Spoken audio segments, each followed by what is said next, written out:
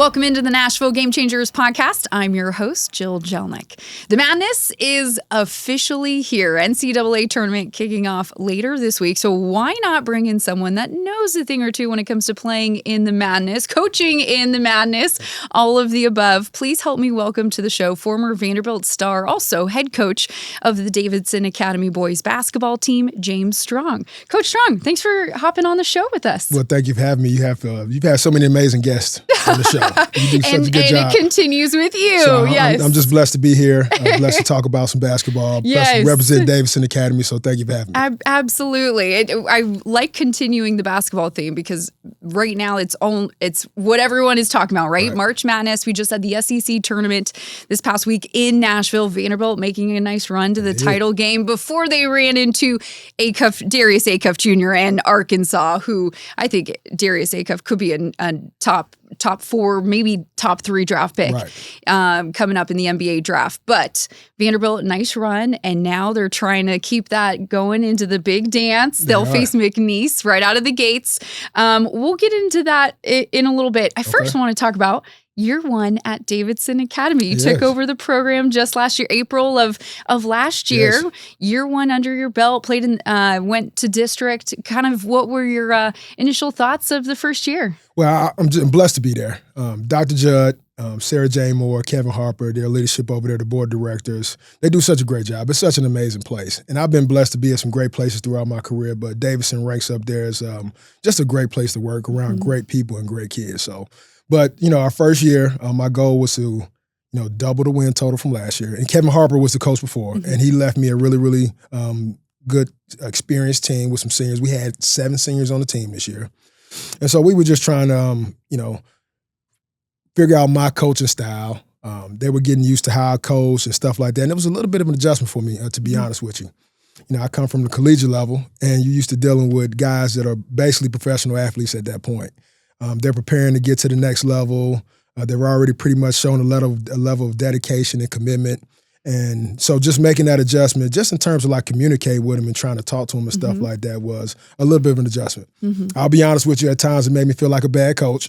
I'll be honest with you. But it tested you. It did. It absolutely did. But, the reason I got into coaching, and as soon as I graduated, and, my high school coach, Jack Dawes, a legendary coach in Alabama, played with Jan Van Bredikoff at Vanderbilt, and then my senior season I played with Kevin Stallings, and coaching was something that I always talked to them about. So the reason I got into it was to teach, right? So that's the most important thing to me.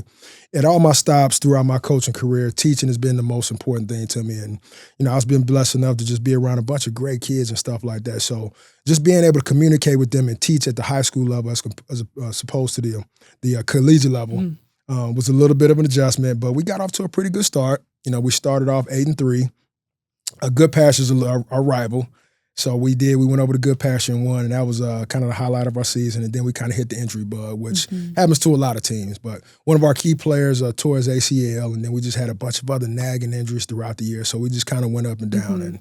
And just going through that learning experience, understanding, just being able to navigate through, breaks, different kids playing different sports. It's just not all basketball. At Davidson, they do a great job of like sharing athletes. So we got guys playing baseball, cross country, football, and stuff like that. So just being able to navigate that first year was a learning experience, and I think it'll help me moving forward. Yeah, any good coach and any good teacher will tell you that he or she is always evolving in their practice, in their teaching philosophy, coaching philosophy. Maybe what was, other than the verbiage and the communication level, what was one other thing that you really learned coaching at this level?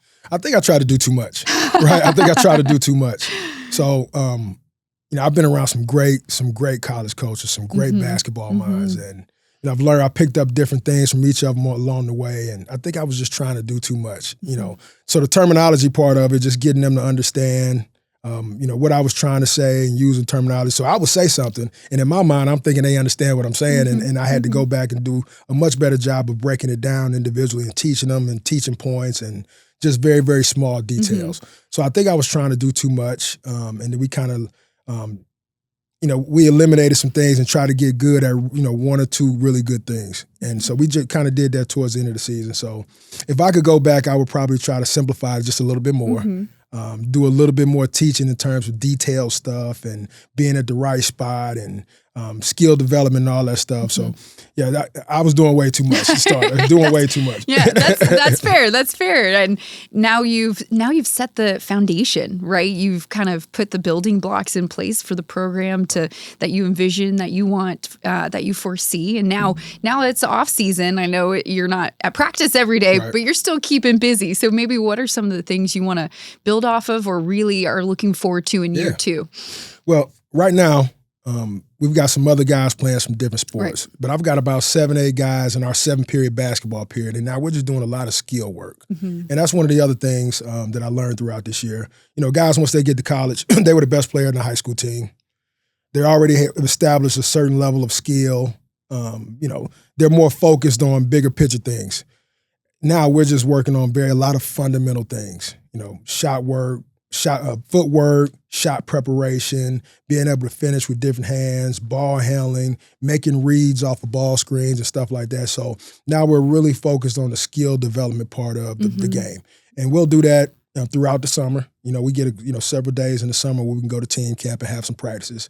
I like to have some spring practice. I think you get a week, but I got too many other guys playing different sports right now. So just kind of focusing on the guys that I have right now. And just really just trying to like develop their skills and help their basketball IQ, you know, kind of grow.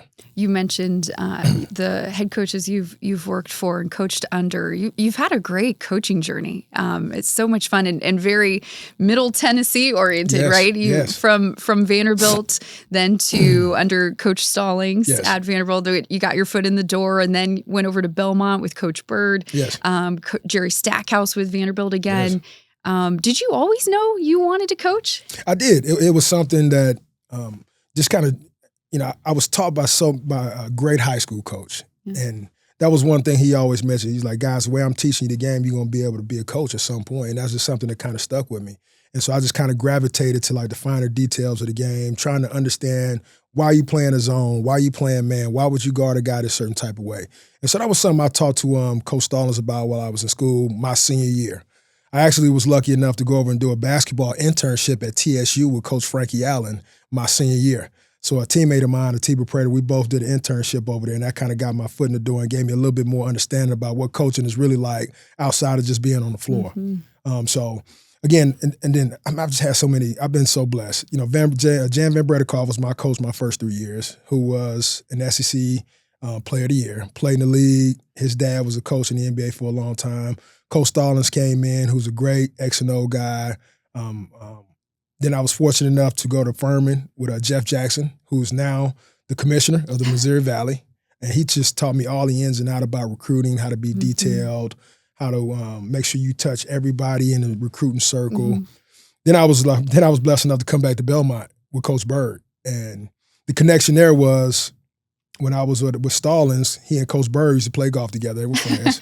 And so Belmont had a huge team camp, and they brought their team camp over to Vanderbilt, and that's how I got to know Casey Alexander and Coach Bird and Brian Ayers, who's on the staff there now, trying to get the head job over there. I hope he gets it. Praying for him, pulling for him. He was my first assistant at Vanderbilt, so there was a connection there as well. So that's how I got to know Coach Bird and was blessed enough to be there for 8 years. And you know, I hate mentioning this, but I have to just because it's a testament to his career and what he did. I was there 8 years and got 7 rings. And so it was just a great journey, really learned, you know, how to run a program, just from, you know, dealing with people, just the culture, you know, things being passed down from class to class and stuff like that. So that was just a great experience. And then to be fortunate enough to work with Jerry Stackhouse and all of his NBA experience, just all of his knowledge that he's accumulated over the years. It's just, I've just been really, really lucky. So just try to take a little piece from each one of those guys and kind of develop my own little coaching style. Make it your own. That's it. Yes. It also helps that you were a standout player at Vanderbilt too. So you know how to play the game as well. 96 to 2000, correct? Yes. And that your freshman year went to the big dance, that NCAA tournament. What do you remember from that run your freshman year? Well, I remember coming in as a freshman and being beat up by the seniors. That's what I remember. We had a bunch of big guys. And just making that adjustment from high school to college, that was the biggest thing I remember about that entire year. But that run to the big dance, it was just so special. I remember sitting in the selection show and everybody celebrating. I think, if I'm not mistaken, we went to Michigan. I think we went to Ann Arbor. We played Xavier. And I just remember I was just sitting on the bench just saying, please let me get in the game. I just wanted to get in the game. So I think I got in, maybe played 8 to 10 minutes. I do remember having a steal or two. But they had a really, really good team. They had James Posey and some other guys on that team. So just the camaraderie, just the excitement of hearing your name called on Selection Sunday is just it's an amazing feeling. And I think it's something that if you're not a college athlete, or if you haven't played or been around college athletics, I don't think people realize how hard it is just to make the tournament. Yes. Yeah, having played college softball, we went to the NCAA tournament my freshman year. And I remember thinking, we're going to be back every single year after that. We did not make it back. That was my 1 year. And I was like, oh my God, I don't even know if I soaked it in as much as I should have. It clearly sounds like you took every second, cherished every second of that. I did. And how much pride do you take now seeing Vanderbilt making back-to-back runs to the NCAA tournament? It's amazing. It really is amazing. Just everything Candace Lee is doing over there, just it's amazing just to see all of the teams have the success they're having right now. Coach Byington has come in and he's developed a style of play, and just the success they're having right now just makes you really, really proud to be an alumni. And, we've got several group chats with different, guys that played in different eras at Vanderbilt, and we've all kind of stayed in touch, and we all just have a tremendous pride and just really, really excited about the success they've had the last couple of years. It's nothing short of remarkable, in my opinion, what Coach Byington has done in such a short time. Even being able to take them to the big dance in his first year last year was so impressive. And then this year, number 4 seed, finished 4th place in the SEC regular season, run in the SEC tournament all the way to the championship. And it looks like this team is now not only healthy, but clicking on full go, right? Yes. How difficult is it to be able to be playing your best basketball in the month of March? It's always the goal, right? But it's never easy. Well, I think you mentioned it, just being healthy at this time of the year is the most important thing. And, they started off the year 16-0, had a great run. And when you've got that type of chemistry and when your team is clicking like that, it's a very fragile thing. It could be one injury. It could be, one guy getting sideways or something like that. In this day and age in college basketball, guys have different agendas and stuff like that, Joe. So for him to bring them together, and he's mentioned it several times, he loves coaching those guys. They play so hard. They play for each other. And they're all about winning. And it's like I said, it's such a fragile thing. And your margin for error is so slim. It's so slim. I mean, look at Belmont this year. They had a great year. They lose in, I think it was the conference championship game, and now, they get the automatic bid to the postseason in IT, but they don't get the automatic, they don't get the at-large bid to the NCAA tournament. So it's the margin for error is so great, and we all know how tough the SEC is. To win on the road, they had a great record on the road. I think they were 8-4 on the road in the league, which is amazing because these environments are incredible, as you know. So it's really remarkable what he's done. And again, it takes leadership in the locker room. It takes leadership from the head coach. And again, it's such a fragile thing. And you want to be playing your best ball sometime in March. And again, the season is ebb and flows. You start off well, you have some injuries, you may lose a couple games here and there, and just to get it back going at the right time, which I think they've done, and to get healthy is, I'm excited to see what they can do. Me too. You're listening to the Nashville Game Changers podcast with former Vanderbilt star and Davidson Academy head coach James Strong. We'll be right back after this.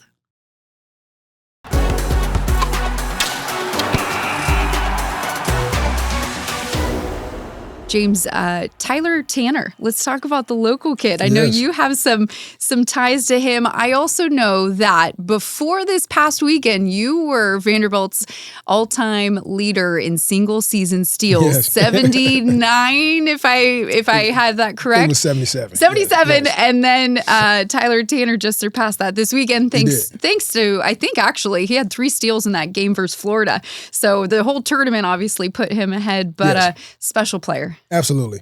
I've known Tyler for such a long time.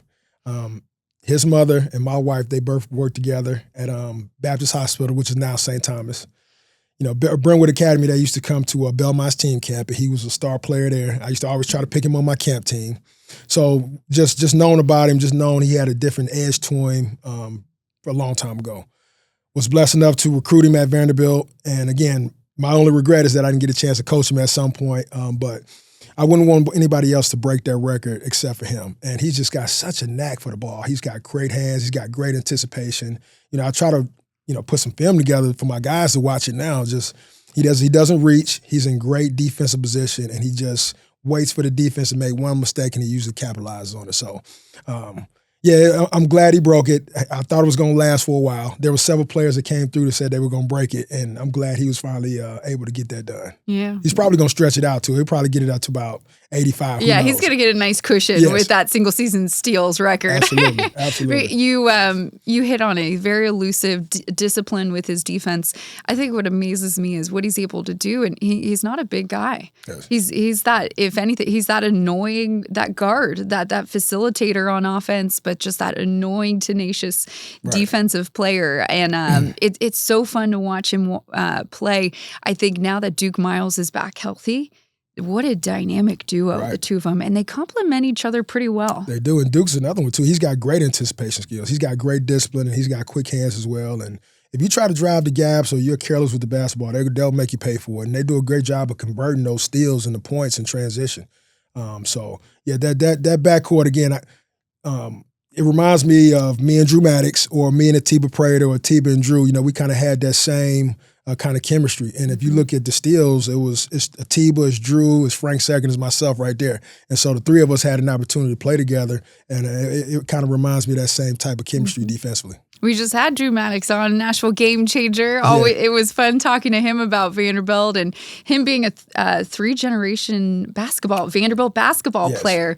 A lot of history there, and I think that's what's really exciting about this era of Vanderbilt athletics is, for a while, it struggled in the SEC, not basketball, all across sports, and this resurrection, this era of dominance, really, with whether it's Clark Lee and the football team, whether it's Tim Corbin and the baseball team, Absolutely. right? Shay Ralph, what she's doing with the women, and of course Byington, and I'm not mentioning everyone, of course, but soccer, hello, you know, it's so exciting, and it has to be really exciting for you, for someone who played. It's your alma mater. You coach there. Yes. What is that like, seeing Vanderbilt athletics in this era right now? Well, we've always known that Vanderbilt's been a little bit of a gold mine in the SEC. When we used to go out recruiting, we used to talk about Vanderbilt kind of had the best of both worlds, right? Now it's kind of the best of all worlds. You got a great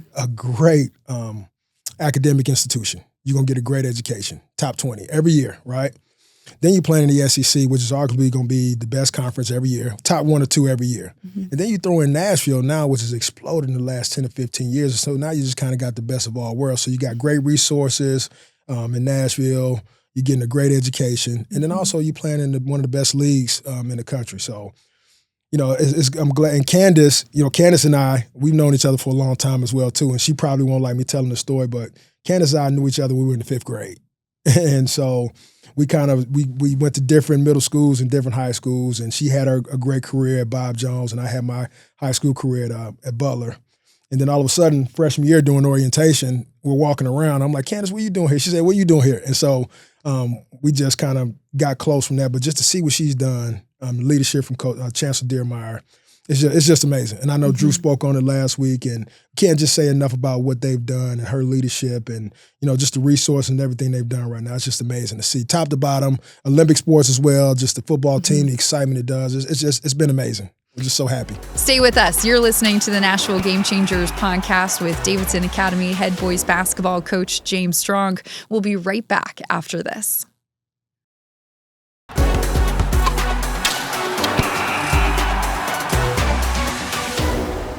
Switching gears to the madness now. Let's talk a little bit about the tournament because obviously you love watching it, but I think a lot of sports fans and non-sports fans love filling out the bracket, right? They love trying to pick up the upsets. Right. That's what makes it magical this time of year. Anybody can beat anybody.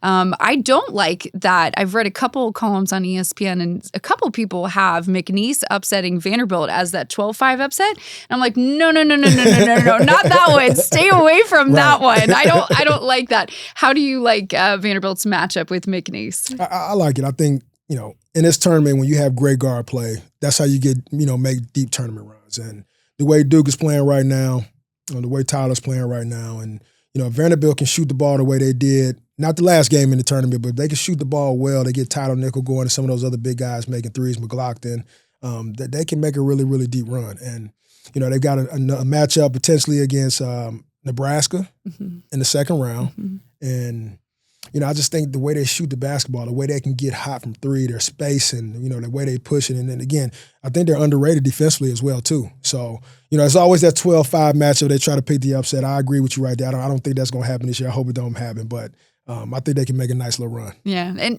they can shoot with more. They do have more than one star, right? I think when you look at some of the higher seeded teams or bigger names, right?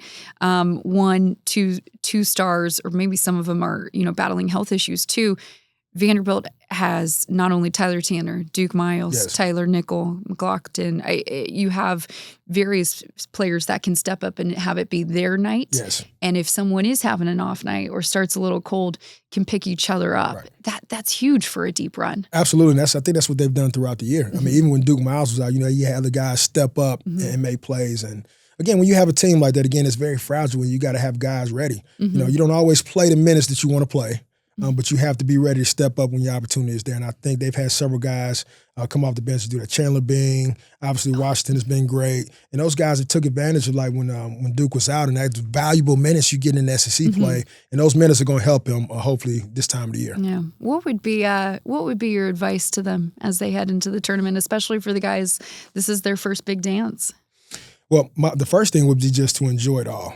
Right, just enjoy it. Enjoy the selection show process. Enjoy the media. Enjoy the practices, the shoot-arounds, and all that stuff. Because again, we thought we were going to go back every year too, and we made it our freshman year, and then we ended up going to the NIT a couple other years. And I've been back, as a coach, but just enjoy it. Just enjoy it because you never know if you're going to get that opportunity again. And just to leave it all on the court. I mean, I think coach does a great job of getting those guys motivated. My advice would just be just go leave everything out there on the court, play as hard as you can, because the last thing you want, and this, you say this on any level, in anybody, you don't want to have any regrets. Well, I wish I would have did this, or I wish I'd have played harder, or wish I'd have got more sleep, and you just don't want to have any regrets. So just go out and enjoy it, play as hard as you can, just fight, and let then you live with the outcome. Yeah.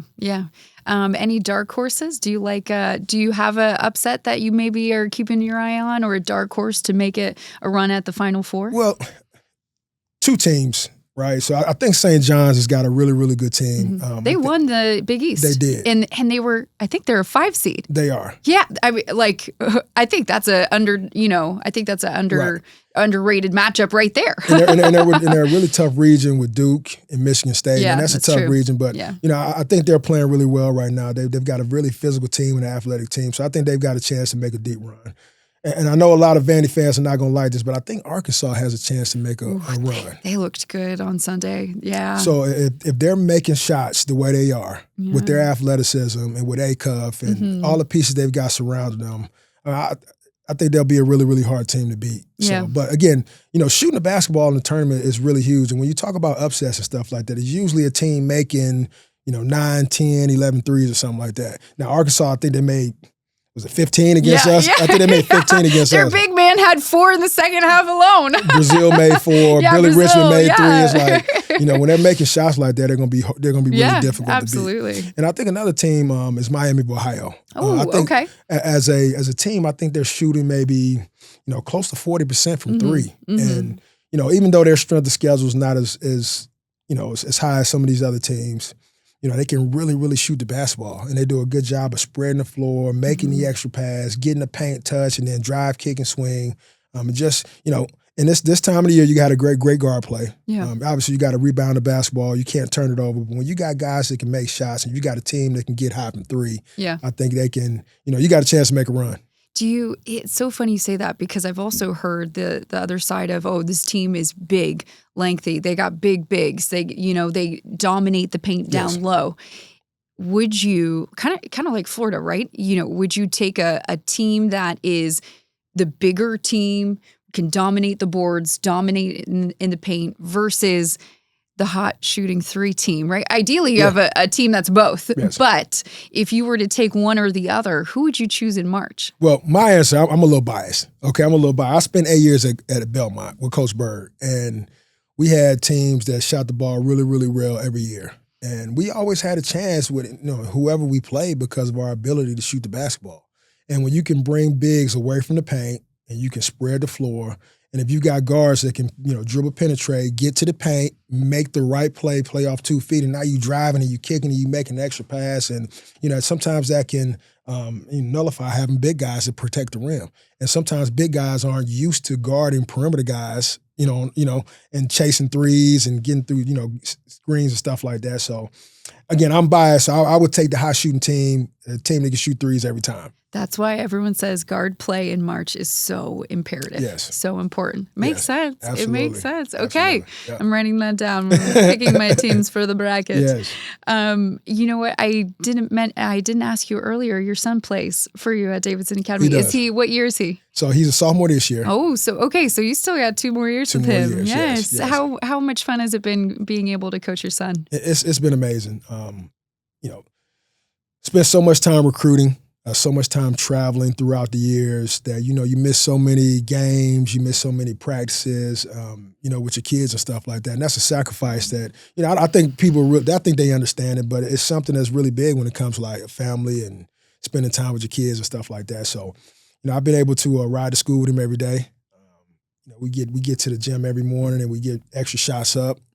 And then, we ride back home. And so, of course, there's their father-son conflict that you're going to have at some point. We've tried to work through that. But he would say I probably held him back a little bit last year. But it's been amazing. And just to really enjoy these 3 years in high school with him is I can't really put a price tag on it. So it's been great. So hopefully he'll continue to grow. Yeah. We've got some other really, really good players coming back. 2 juniors are coming back that played a lot of minutes for this year.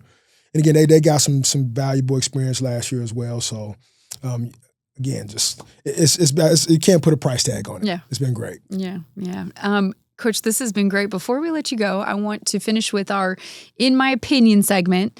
I forgot to warn you about this ahead of time. Sorry. Now I'm really putting you on the spot.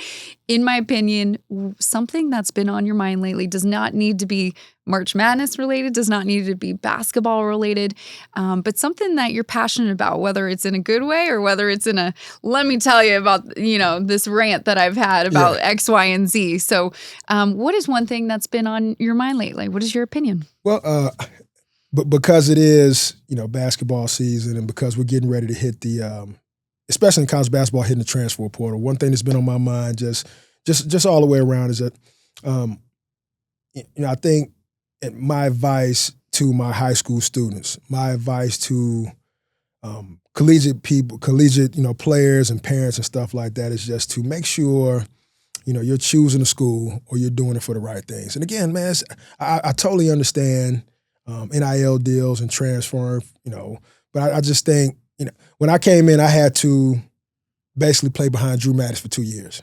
And, kind of back then, I know it was a long time ago, you came to a program, you worked your way up, you earned your playing time, and then maybe by the time it was your junior year, then it was your time to be the guy. And now, it's really difficult, and I think a lot of high school students and players get frustrated with that situation. They just want to just pick the right school right then and right now. And I would just say just be really, really cautious about where you choose, where you go. Make sure it's for the right reasons. Make sure academics are involved with it. Make sure you're around people that care about you. And that way, you're not looking at transferring 4 or 5 times and being at 4 or 5 different schools. Yeah. So. Yeah. Look at the right things. Take everything into account. It's always easier said than done, but God, couldn't be more truer in today's world. College athletics, high school athletics. Yes. So that's a really great opinion. Coach, I put you on the spot and look at that. You're just like ready with that one. Now with that being said, now if some kids want to transfer to Davidson Academy, we'll take them. Don't get me wrong. Go on over. Exactly. I like that. Coach, thank you so much. This has been so much fun. Really, really excited for the future of Davidson Academy basketball, what you're doing over there. Love hearing your coaching journey, all the wonderful coaches you've been with. It's no secret that, you have your philosophy and that is molded from your experience, your journey. Thank you. Yeah. Thank you. And thank you. Thanks for giving us a couple good March Madness secrets in there too. Hopefully, fingers crossed, Vandy can get past that McNeese State, maybe Nebraska, and then we're looking at a possible Sweet 16. I had written it down. I don't think Vandy went to the Elite 8 1965. But then Sweet 16, it's been a while as well. Yeah, I was on that team. I was coaching on that team. We went to we beat NC State, and then we went to the Sweet 16, and we lost to UConn. Yeah, I was there. That was I think that was Coach Stallings' maybe 5th or 6th year. But that was really, really exciting. And I know he took them they had a chance to go to the Elite Eight and lost to Georgetown. Okay. Missed call in that game. We're not going to talk about that. It was a huge travel. We're not going to talk about that. We're not going to go there. Yeah, it'll be exciting. I filled out a bracket and, asked about dark horse. Vanderbilt is my dark horse as well. Again, just with the guard play and the ability to shoot the basketball. I think they're playing really, really at a high level right now. They're going to have, it's not going to be an easy road. I think they've got to beat Houston probably to get to the Final Four, but I think it's something they can get done. I think so too. Yes. Watching them, how exciting that team is. Fingers crossed. Coach, thank you so much. Best of luck. You're to Davidson Academy and also Anchor Down. Absolutely. Yeah. Thank you. Thanks so much for listening to the Nashville Game Changers podcast. Be sure to tune in next week for our new guest. And as always, be sure to check us out on social media and YouTube. And when you're there, please like and subscribe.